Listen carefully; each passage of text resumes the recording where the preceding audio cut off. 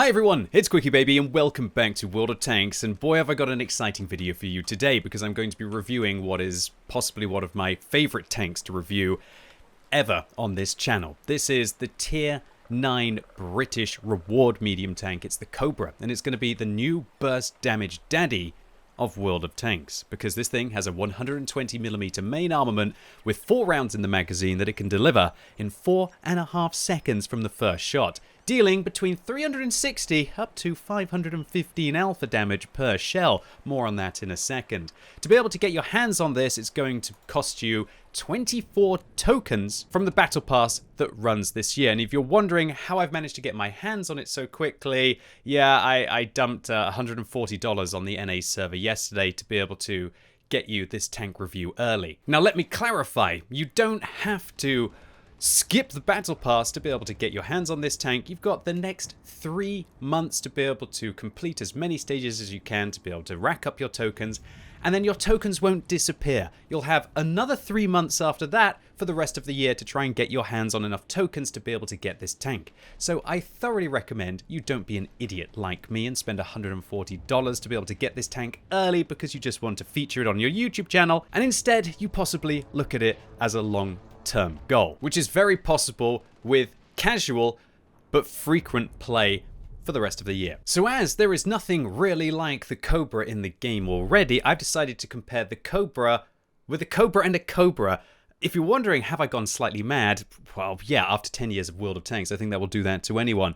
But no, what you're seeing here is 3 different flavors of ammunition that you can use on your Cobra. You have your standard high explosive anti-tank rounds, you have your premium HESH rounds, and you have your cheap high explosive rounds on the right. And as we can see, each of those rounds has a different alpha damage, which is a very unique prospect for World of Tanks. Most of the time you have your standard ammunition and you have your HE rounds that do a larger amount, while your premium rounds, apart from on very few vehicles like the SU-100Y, will be doing the same amount as your regular rounds will. Or in the case of other British medium tanks that use HESH, such as the Centurion 7-1, the same alpha damage as your HE rounds, just with higher penetration.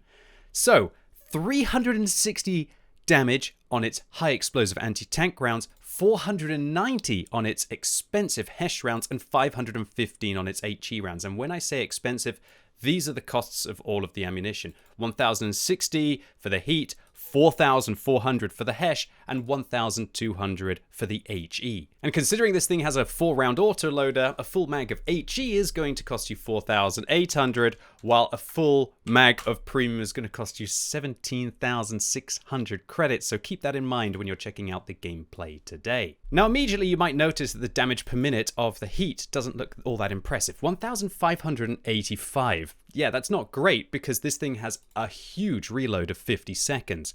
But the amazing thing about the vehicle is its 1.5 second intra-clip reload. And when you think that this vehicle is doing more damage than a TVP does at tier 10, but it has higher alpha damage at 360 rather than 320, the fact that this thing is able to burst out 1,440 damage in 4.5 seconds makes it a vehicle to be tremendously afraid of. And that's with the high explosive anti-tank. This vehicle, with its HESH, the penetration drops from 268 on its standard rounds to 210 on its premium rounds, but your alpha damage increases to 490, meaning that now you can do 1,960 damage within 4.5 seconds, although you are going to have to penetrate with 210mm of pen.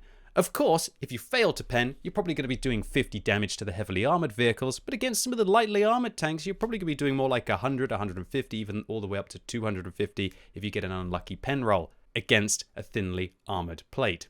Now, the high explosive rounds on this tank do more damage still, 515 instead of 490, but your penetration drops to 120. Nevertheless, if you have a dream scenario with that magazine, you are doing 2,060 damage with your 120mm of penetration within 4.5 seconds of the first shot, which is absolutely balmy. To further add to the confusion, there is a disparity in the shell velocity of the 3 different rounds on the Cobra. The regular heat rounds and the regular HE rounds have 793. That's really not great for a standard round. But the premium HESH rounds have 1,165, which actually make them very proficient for sniping at quick moving targets. Alright, so we've already established that for a tank that isn't a tank destroyer like the Foch B, the Cobra is the new burst damage king of World of Tanks.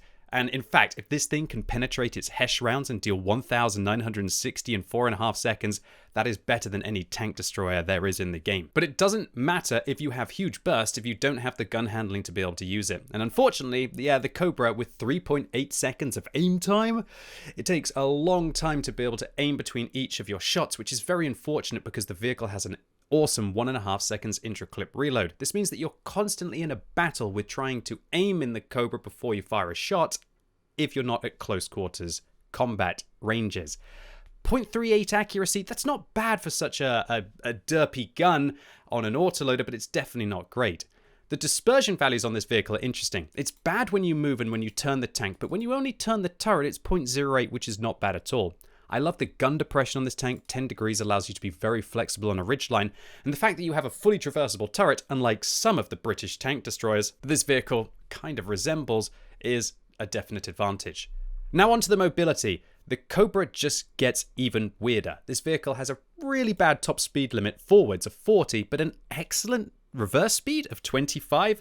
This gives you a lot of flexibility of what you're able to do with the field mods, which I'll explain in just a second.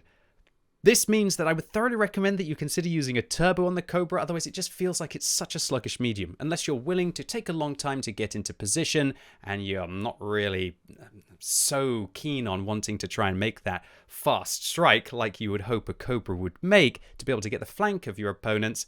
And it really puts some pressure on the equipment slots because of that horrible top speed limit. But the reverse speed allows you to kind of pull back round a corner and take your decision back almost as quickly as you make it, so you can adapt to the situation in that way. The power to weight ratio on this tank is definitely a medium tank, not an incredibly fast medium tank, but not a slow one. And Wargaming have given this thing pretty good ground resistances as well to make this thing feel very good with its mobility up to its top speed limit, as long as it's not on soft terrain. The vehicle's traverse speed as well is phenomenal, both on the turret and also on the hull, which means this thing can quickly react to the situation around it to either be able to get its frontal turret armor on target, or alternatively just keep dumping rounds out of vehicles that are trying to surround it. The armor on the Cobra is a bit of a weird one. It's got 130mm on the front of the turret and also on the hull, but not really too much elsewhere. Let's imagine you're firing 268mm of heat pen at the front of the Cobra. We can see that it's actually got quite a nice angling on the top, but interestingly enough, the gun is actually locked to the turret. So that means that when you're actually getting shot at by the Cobra, if you think that they can only see the top of your turret, you should actually stick your gun slightly up. But be warned, that makes the neck of this thing very vulnerable indeed. The upper hull of this vehicle is also tremendous. While it looks like it's a Centurion hull, it's got 130mm of upper hull armor, and the lower plate at 125 is also a bit of a shot bait. And so this means that if you angle the vehicle like this, a lot of people make the mistake of shooting at the lower plate of the Cobra because it's very well angled and it's got 125mm of armor thickness. So you can use that to bait people as you come around a corner like this, but I would never recommend that you side scrape in this tank because it's only got 30mm of side armor, so all 91mm caliber guns are going to be able to overmatch this. The side armor on the turret is also not great at all, and if you don't keep your gun directly at your opponents, your turret is easily going to get penned. But this is still half decent frontal armor, and it can allow you to be able to survive to get that damage out and then be able to pull back for the substantial reload that you're going to have to deal with. And all in all, it's very good armor for such a decent burst damage tank, but it's not the kind of armor that you want to just sit in front of your opponents. Now let's move on to the hit points of the vehicle. 1,600 gives you enough durability, unlike a tank destroyer, which quite often have lower. But then again, when you get up to tier 9, most TDs have got a decent amount of hit points. But what I'm really trying to highlight here is this is pretty darn good survivability for a vehicle that is usually people would consider to be a glass cannon. Now, one thing I've got to mention is the view range of this vehicle. It's an awful 370 meters. And so this means that, again, unless you've got incredible crew skills, and even if you do, you're going to have terrible view range on this tank, meaning that the Cobra wants to take coated optics. But I think all of you have seen a lot of other statistics that you probably want to try and improve with your equipment as well. And so this makes the Cobra quite a challenging tank to set up with regards to its equipment. I've played this thing 30-40 games, and I tried a few different setups for the vehicle, but I love this setup. I love turbo inside the mobility slot, vents inside the second scouting slot, which hopefully you'll pick, and also vertical stabilizers. The thing about this tank is you have to do everything that you can to try and reduce the bloom after firing. Because the aim time is so long, your only real hope is to prevent it from blooming out in the first place. And so vertical stabilizers are a must on this tank, and I want to combine that with vents to be able to make everything better. And I feel that the mobility on the Cobra is one of its most important aspects, so you can be able to make flanking plays, and the last thing that you want is to not be able to catch a heavy tank or a medium that's trying to avoid you, and I felt that the turbo really helped facilitate this. However, on the other hand, some people might want to drop the vents or the turbo to be able to use a rotation device inside the mobility slots of this vehicle, which will actually further improve the gun handling of this tank. Being able to reduce your dispersion after firing by 12.5% in a slot will allow this thing to be able to dump out a magazine way more accurately, while maintaining the vehicle's awesome 1.5 seconds intra-clip reload. But of course it comes at a sacrifice. I must also mention that even when I'm using a premium consumable, I've got good cruise skills and I'm using bounty vents on this tank, I only achieve 430 meters view range with a build like that. And so accordingly, on some maps, I personally preferred to drop the turbo on this tank and use coated optics instead. You know, for those maps like Malinovka or Prokhorovka, where your view range is paramount and you want to try and catch your opponents ill-prepared. And even with a setup like this, I'm still only packing 479 meters view range on this tank. Now, with regards to the ammunition that you're going to take on this tank, not something I usually have to talk about in a tank review, but I feel like I have to here. I ended up preferring to take 12 heat rounds and 16 premium rounds, the Hesh rounds, on my pay-to-win account. The reason for this is, even though the regular HE rounds do have that very tempting 515 alpha damage, I found that later on in the battle, it was so incredibly awkward to have only fired 1 or 2 of them and just be left with 2, and then I was running out of rounds of heat or running out of rounds of Hesh, which makes reloading the magazines incredibly awkward. And so I personally found it more efficient to instead just take only heat and premium Hesh instead in the vehicle. Sure, I'm sacrificing having that golden opportunity of having the bigger magazine and also paying a lot less credits for it, but this just allowed me to be so much more consistent later on in the battle. However, if you are a free-to-play player, I'd recommend dropping the Hesh and taking the HE instead. And while you really can't compensate for the 210 millimeters of penetration that the Hesh have, at least you're not going to be losing a lot of credits along the way, even with a premium account. The second ammunition loadout that I took on this vehicle was taking an extra magazine of the high explosive anti-tank rounds for when you're in a bad matchup where you really want to have some extra 268 millimeters of pen, because you won't be able to pen as many Hesh rounds when you're dealing with a lot of tier 10 tanks. Now I want to move on to the field mods of this vehicle and which ones that I decided to take. The first field mod is a module durability increase. This is because the vehicle has incredible traverse speeds already, and so I want to make it so it's less punishing when I'm ammo racked or when my gun is damaged. However, because the vehicle comes with a free large repair kit that you don't have to pay to resupply, I didn't ever really find that I was ammo racked or my gun was damaged in this tank because I got to repair multiple modules at the same time. Next, I'm improving the accuracy of this vehicle.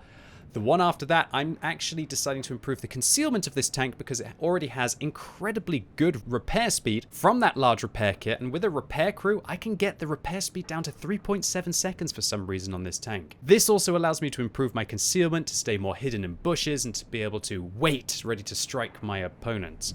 And then finally, I'm taking new aiming gears. And while I'm sure that some of you will be thinking, what, you want to make an already long reload longer? And yes, this does actually add 2.34 seconds to the magazine reload on this tank.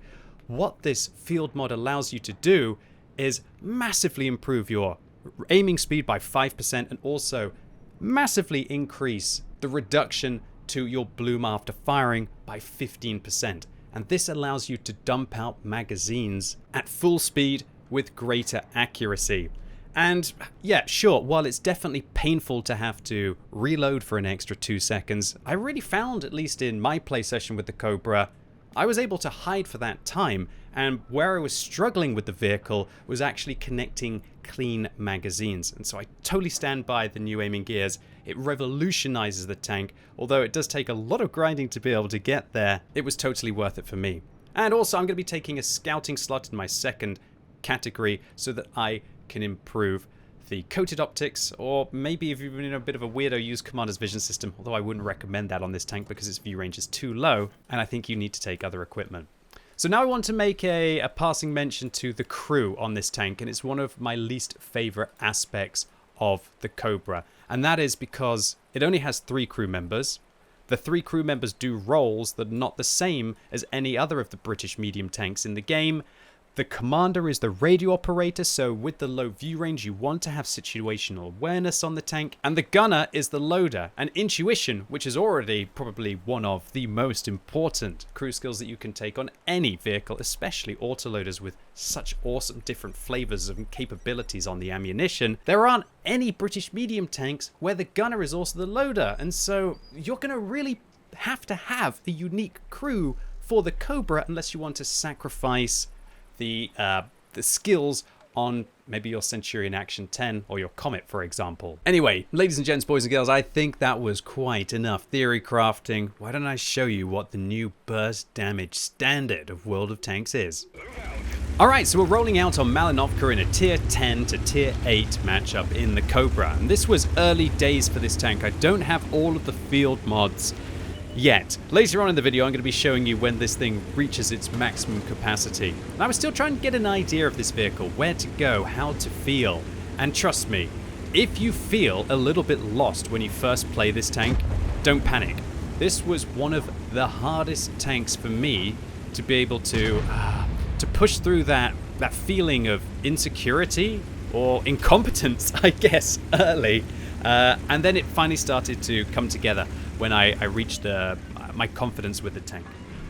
I will also clarify that you can see that I'm using the regular HE rounds on this vehicle. This is before I figured out that it's very, very awkward to have not enough ammunition later on in the battle, and it's why inevitably, even though I wanted to have those cheap HE rounds for the dream 2000 damage in 4.5 seconds, I eventually dropped them out. And I guess I'm kind of happy with 1960 damage, more reliably with the higher penetration on this tank.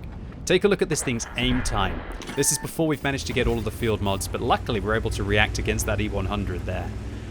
The aim time on this tank is horrendous. It's really not a sniper. And you can see that I'm just feeling uncomfortable on the hill here, thinking, is this the place where I'm meant to be? Shall I actually go and try and go somewhere else? I'm just looking like a little lost sheep. And I'm sure that you're going to see a lot of little lost sheep playing Cobras on the battlefield over the next few days. So you'll see that I've actually pinged off my intuition here because I want to be able to see if I can dump some shells on this Char Future 4, and let's see what we can do. There's 522, there's another 488, and just like that, 1010 damage dealt to a tier 9 medium tank. And that Char Future 4, he's not very happy. He just lost about 60% of his hit points in 1.5 seconds. This thing is voracious. It's terrifying. From that perspective, it does look like it's a completely outrageous, unbalanced vehicle. But let's not jump to a conclusion so early on. I've got a lot of gameplay that I want to share for you today. This is probably going to end up being one of my longest tank reviews of all time, but I think that this tank justifies it. It is not a simple vehicle to try and come to terms with. I spent about 5, 6, 7 hours yesterday playing this vehicle to try and really figure it out so I can try and share all of what I've learned with you today, and I hope that it's going to help.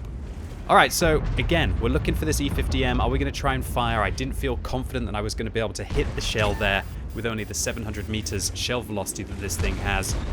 And again, it's that kind of lack of confidence in the Cobra that you don't want to just fire 1 or 2 shells, that you want to try and find that magazine. And do you want to just fire 1 shot and then reload? Do you fire 1 shot and then hold 3 shots to hope for the next situation? Maybe you missed 2 out of 3 of those shots and you've only done 1 shot, right?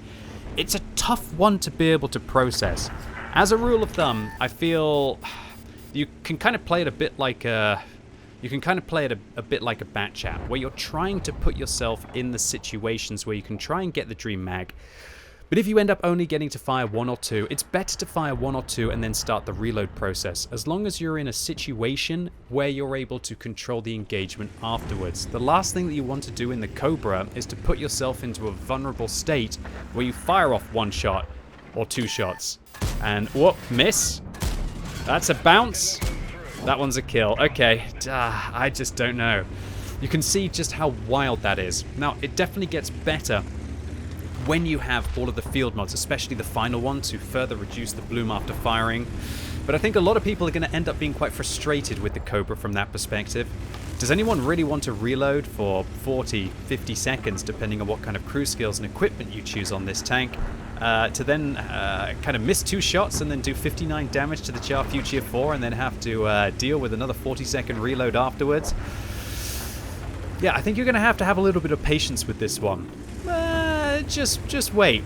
I'm going to do a bit of a montage of destruction with this vehicle, which will be coming up. But I wanted to start the video today with showing you that it's not all sunshine and rainbows with this vehicle. But even if it's not all sunshine and rainbows with the vehicle, that the tank can still be proficient. Look at that. We're even over-aiming our shells there. We're not firing at our maximum capability, and we're only able to hit 1 shell on the E50M.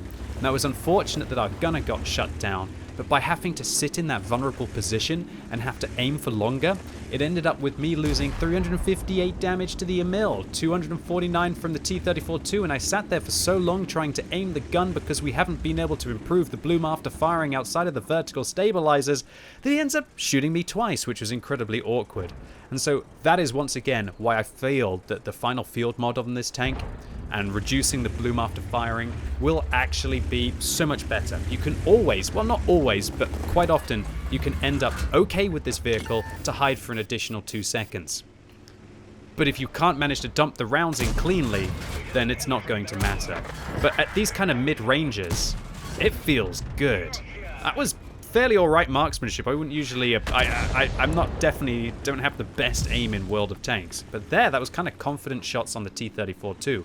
And when you're firing your shots off so quickly as that, once you start to get a bit of a rhythm on the Cobra, at those kind of distances, which is where it's operating at its maximum performance, or how effective the vehicle can be, its maximum efficiency, it's absolutely deadly, and there's nothing more dangerous in the game at tier 9. And I would consider to be the most dangerous tank kind of at tier 10 to be something like a TVP 50-51, right?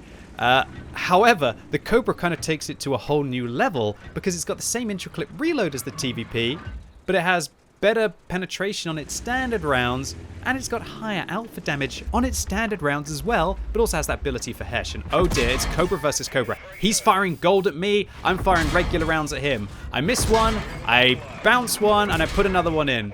But look at the disastrous mag there. That player just spent 17,000 credits, and while it looks like they've done a tremendous amount of damage to my vehicle, as you can see, with all of these new holes that are over my Cobra, let's see how much damage they actually managed to deal. They hit me for 44, for 51, and for 69, and they were spending 4,400 credits every single shell to be able to do that. I managed to do 800 damage with a couple of high rolls against the Cobra there, and I only spent like 1,000 credits a shot. So it really shows you that you shouldn't just dump Hesh unless you know what you're doing with it. And it looks like the enemy Cobra is not very confident in that tank, and they whiffed 17,000 credits to do like a quarter of me where I penned with my heat. Now, however, I've got the Hesh, put one into the side for 500, another one into the side of penetrating shot because he gave me his flank, and we win our Cobra duel. This was a very fitting moment of this game. But that Cobra fired, I think, 4 or 5, or was it 6 HE rounds, of which 4 of them managed to hit my tank. And the AE Phase 1 gets behind me, says, "Ah, Cobra wins! Yeah, I did it, dude." So he dealt about 250 damage to me there with his 4 premium hits. Yeah, I dealt his entire tank with my 2 penetrating heat rounds and the subsequent 2 HE rounds. So do take that into account. Now this is what I'm trying to highlight with how awkward the rounds are in this vehicle. I don't have enough heat rounds left in the tank to be able to reload them, so I'm having to reload Hesh here, whereas I would pretty much really rather be reloading heat. So again, I do recommend that all you pay-to-win players out there don't take any regular HE, and I recommend that all of you free-to-play players out there probably can't afford the Hesh anyway, so maybe only take like 1 magazine of that, or don't take any magazines, because it gets incredibly awkward later on in the battle when you're having to mix these mags. Nobody wants to spend 40 seconds reloading 2 heat shells, but imagine if I'd fired 1 of the HE or even 1 more of the Hesh, then I wouldn't have a full magazine possible to be able to go in against the T95 at the end of the game. And what this thing is able to do later on the battle is outrageous. So I'm not even going to fire at the SU-14-2 there. I guess I thought, but I'll just take the 400 assistance. And oh dear, we've been spotted by a T-95, and I thought it was my imminent death, but they actually ricocheted a gold round off our vehicle. Our team puts in 600 damage. Our team puts in 1,085 damage. And I'm going to just try and get round this T-95 and put 1 into him and put 2 into him. And I felt pretty chipper about that. I actually loved this game in this tank. I think I had better games than this, but I really felt like this one showcased a lot of what to expect in the Cobra. It showed what Cobra on Cobra action gameplay is like. It showed the good things about the tank, it showed the bad things about the tank, but more importantly, how the vehicle deals with its engagements. And I just realized this tank has a horseshoe on the front, which is meant to be a symbol of luck. So yeah, that's quite a nice little cool feature. I'm still discovering things of this vehicle even after playing it 40 or 50 games. This was an example of where the Cobra feels incredibly awkward at those long-range engagements. And I also want to highlight how important it was to be able to have the turbo in this tank to be able to close the distance on tanks like the T-95 to be able to deliver those fat magazines. Talking about fat magazines, what do you think happens when you take a tank that has trouble aiming at the mid to long distances and then spawn it in on a city map? Well, here's one I prepared earlier. Now, I'm going to be taking the turbo on this tank. You can see I was quite hesitant to decide what to do, whether I was going to go for the rotation device to be able to improve the gun handling of the tank. And I think until you get the final field mod, there is an argument to use a rotation device and a vertical stabilizer in synergy. However, once you get that final field mod, I think you can probably end up dropping the rotation device unless you absolutely, utterly want to have flawless unloading performance. So I'm starting this game off by loading Hesh, because I do expect that I'm going to be able to get a clean mag off against a medium tank. However, as we're going to see, an Object 430U, while it's a medium tank, it's a very heavily armored medium tank that is still the 210mm of this premium Hesh is going to fail to be able to reliably go through. And I'm aiming here and I'm thinking, where can I go? Everything's a little bit of green on his lower plate, maybe. But remember, if I don't pen, I'm only going to be probably dealing about 50. Maybe even 100 if I get lucky. And that's if I, of course, I could get lucky and pen and do 419. It's one of the most frustrating things about the HE changes with a vehicle like this, is that previously, while you would be doing a significant amount of damage underneath the vehicle, I've decided instead to switch out to heat, and let's see how it goes. We're going to miss 2, pen 1, and not pen another. And yeah, the frustrating trials and tribulations of the Cobra against a heavily armored vehicle like that. I want to highlight now that this is one of my least favorite aspects of the Cobra, the fact that it has high explosive anti-tank as standard. Remember, high explosive anti-tank rounds are only useful at dumping at thick armored plates at decent distances. Heat will be able to go through some vehicles like a Stridsvagn 1030 compared to AP, for example, because it can pen up to 85 degrees of angled armor. But all in all, I would far rather this tank had AP or APCR, so that it would be able to go through walls, so it would be able to go through fences. And it's so bizarre that I'm in a situation now where I sometimes consider loading Hesh like now, because I might have to shoot through this wall that's on my left instead of the heat rounds. And watch this. 1, 2, AMX repairs, 3. Oh, I haven't quite killed him yet. No, I dumped a 4th one and I didn't need to. But ladies and gentlemen, boys and girls, that was going to be the entirety of a tier 10 medium tank in 4.5 seconds, while also still having the mobility and the flexibility to keep up with him and to stop him from being able to escape me. Now, of course, we're in defense mode for a Cobra here, just trying to angle my vehicle as efficiently as possible to be able to avoid getting shot from the T-55A and just trying to stay in the game for as long as possible. A pesky Object 261, even though they're spotted, seems to have a swipe at me there, unless it was his friend who wasn't spotted on closer inspection. But just look at that. That is absolutely outrageous. We dealt 1,500 damage in 3 seconds to that AMX-13, the AMX-30B. Hello there, CS59. Well, I guess you shouldn't have come round. Gold for gold, it's just my gold hits a lot harder than your gold does there, buddy.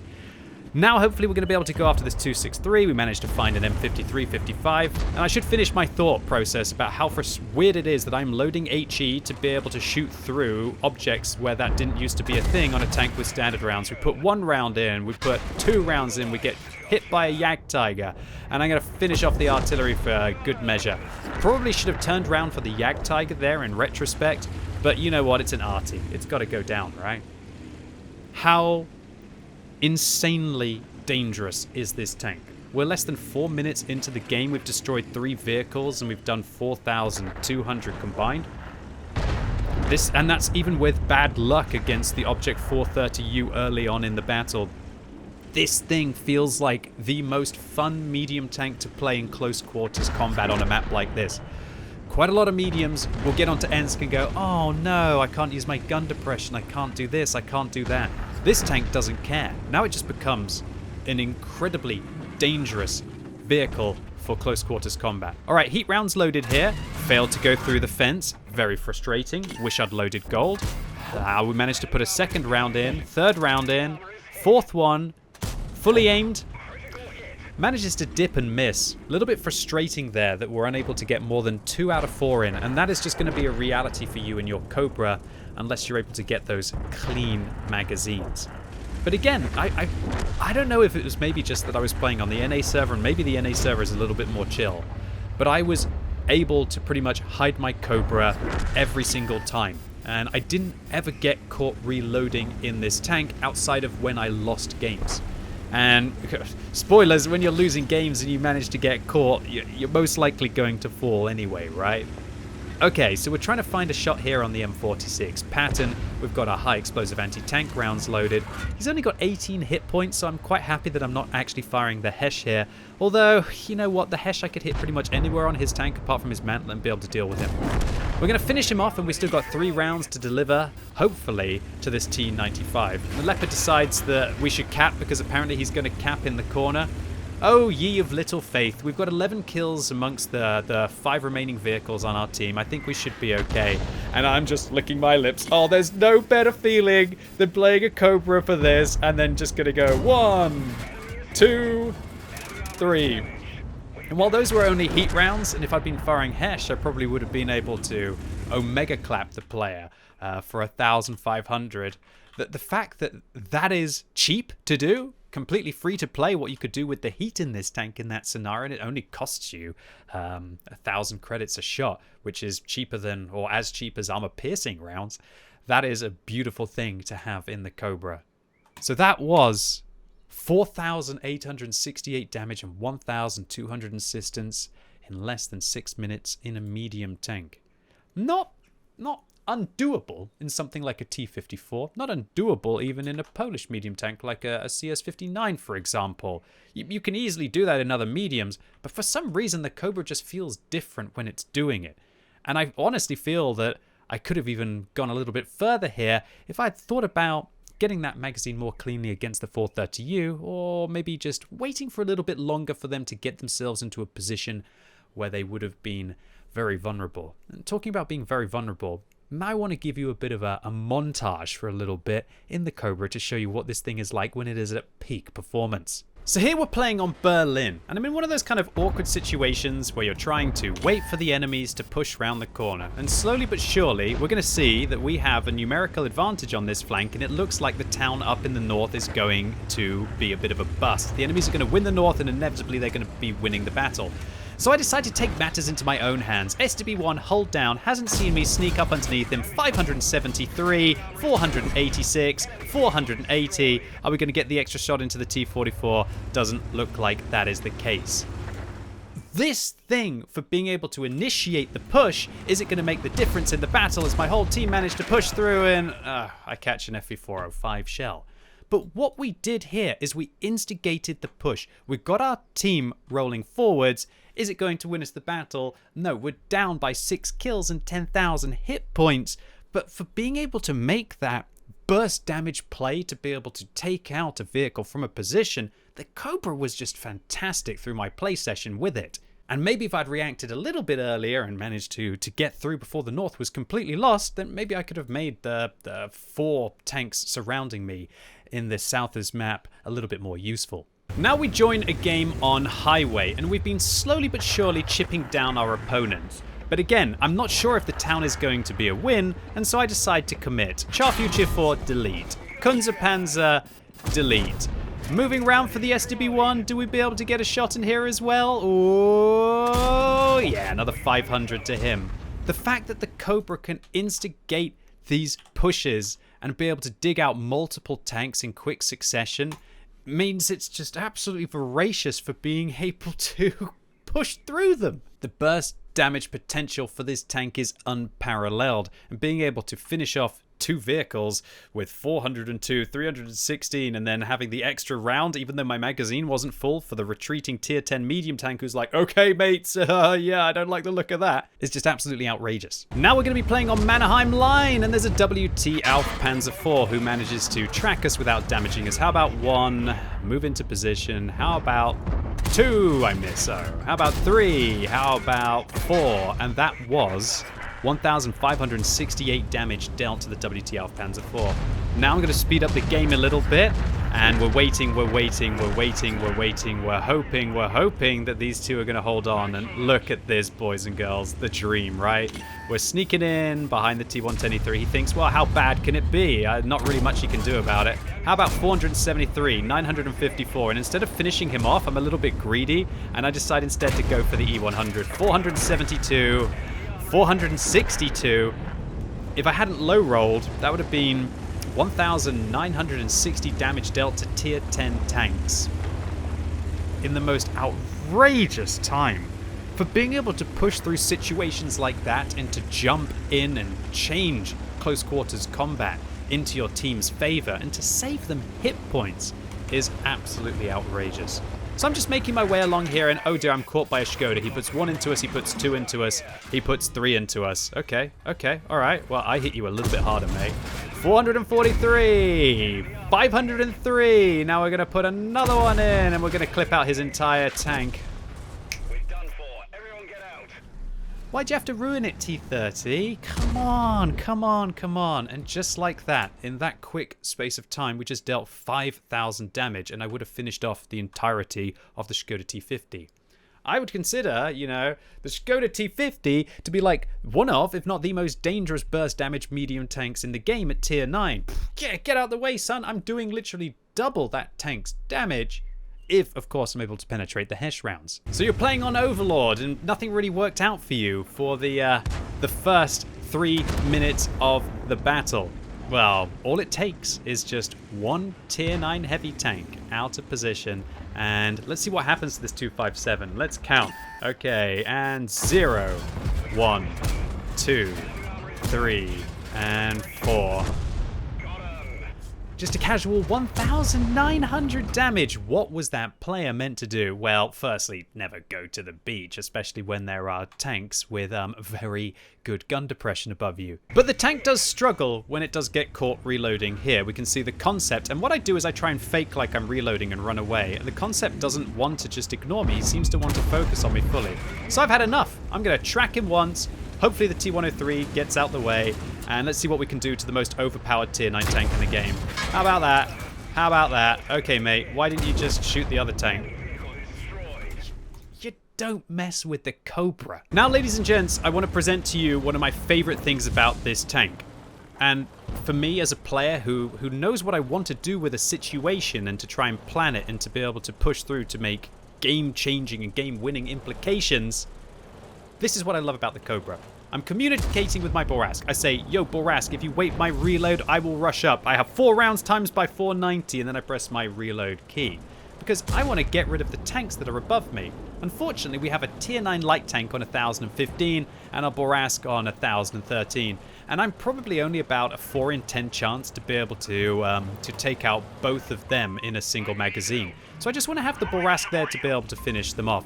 The Borask says they'll help me, I press my affirmative, and then I guess the mad lad might think like, oh, is he actually going to do it? Kind of hesitates and then realize, no, let's do this, guys. Look at this mag, ladies and gents. Look at this mag. 1 into the G-Saw on fire, 2 into the Borask, 3 into the Borask. Unfortunately, I low-rolled on the Borask, so I had to fire an extra shot off. Now look, I understand that was because of a fire on the G-Saw, but just imagine if I hadn't low-rolled on the Borask, or if I'd rolled just a little bit higher, I would have had the extra shot for the G-Saw as well. I mean, just what is there even to say about this vehicle for its combat potential in those situations? It's unparalleled. It's crazy. And for somebody who knows about the engagements, knows about the weak points on the enemy vehicles, and plans ahead, there's nothing like this in World of Tanks. Now we're rocking out on Erlenberg, and an SDB-1 has managed to make a play that I can fully respect. I love the play that the SDB-1 has made. It's aggressive, it goes hold down against the vehicles that are situated up here. But, mate, there's a new tank that you're gonna have to watch out for, and it is a threat. It's a new auto-loading, I will mess you up if you get yourself isolated kind of vehicle. Cobra versus an SDB-1 on 1600 hit points. 1, 2, 3, and 4. And he's probably thinking, what? QuickyBaby told me to go into this position. Yeah, but you probably didn't think that QuickyBaby was going to be on the enemy team in a brand new ultimate destruction tank, right? Now look, it's very easy when I show you this montage that you'll be thinking that this vehicle is just outrageously overpowered, right? Is it the new broken tank of World of Tanks? And there are enough things that are bad about it. I think that there will be some players who don't set this thing up correctly. They'll take incorrect equipment, they'll take incorrect crew skills, they'll take incorrect field mods, and it will definitely drag the statistics down. This vehicle needs a good knowledge of engagements and the way that they flow out, and the importance of making all of your shells work. And there will be the average players and the significantly below average players will think, oh, Hugh, I go in and I auto aim and I hold down my mouse button, and I mean, sometimes in situations like this, it's still going to work out for them, right? You're really going to have to watch out for those, for Cobras being on the enemy team in scenarios like that, because it's just a new potential of the battlefield. It really is, especially with Hesh rounds. There are a few things that I don't like about this, however, and that is that it feels as if it's really punishing lightly armored tanks, and it's not really focused so much on punishing those super heavies. So a mouse against a Cobra, well, I guess you have to worry about it getting your flush side and dumping heat rounds into you. It's not really going to be able to penetrate the Hesh rounds too reliably, maybe sometimes. IS-7s, again, just keep your frontal armor towards the Cobra, and it's probably barely going to be able to deal with you, so just don't let it get behind you. Which can be a tricky thing when the vehicle sets itself up for mobility, or you just need to make a flanking play, or you're approached by multiple vehicles. 1, ha ha ha, 2 heat rounds here, 1 for him, and 4 for him. Perfect marksmanship there, and you can see I have a little bit of a wiggle on the mouse to just say, what is this tank? What is this tank? What is this tank? Ladies and gents, it's the Cobra. Get used to it. This thing's going to be out on the battlefield now, whether you like it or you hate it. This is going to be a new standard in World of Tanks. For something you're going to have to watch out for. Now, I could show you post-game statistics of all of the different highlighted games, or I guess I could just show you a highlight of all of them. Yesterday, I ended up playing 43 battles in the Cobra. I won 70% of my games. I was destroying nearly 3 tanks a game. And that's one of the crazy things about this vehicle, is that when you've got such a big magazine, you can just confirm kills so easily with no opportunity for the enemy team to really fight back. And while my average damage wasn't the best, my average assistance was okay. And you know what? I'll take 3,200 to 3,300 combined in a tier 9 tank any day of the week. And considering that I was getting better and better and better, the more of the field mods that I unlocked on this beast, this thing in the hands of a capable player is a frightening prospect. So the Cobra, it's the new burst damage daddy of World of Tanks. And I love that about the vehicle. I also love that the tank's got armor that's forgiving, gun depression that lets you dominate ridge lines, the reverse speed is also really nice as well. The free large repair kit means that this is not an economical tank with regards to the amount of premium rounds that you have to fire, but at least you get that free large repair kit to kind of make up for a little bit of the losses. And most importantly, I love how different this tank feels.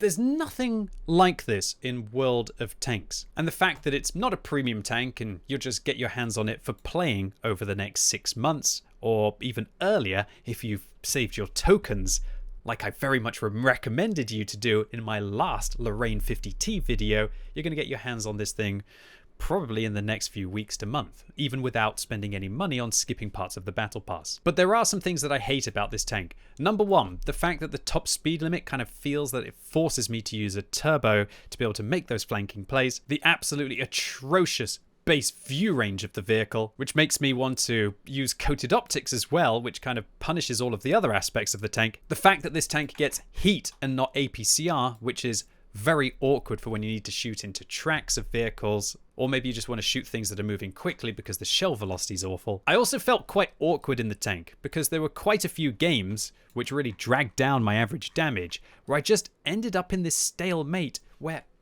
there were multiple vehicles with a crossfire and I couldn't push to be able to isolate a single tank. And if your team is absolutely useless, the Cobra feels very painful to play indeed, because by definition it's a support tank that can strike against a wounded vehicle, but there aren't that many situations apart from against lightly armored tanks where it can reliably go into a situation and clip out a tank from full hit points. I also absolutely hated the fact that this tank felt awful for one-for-one trading.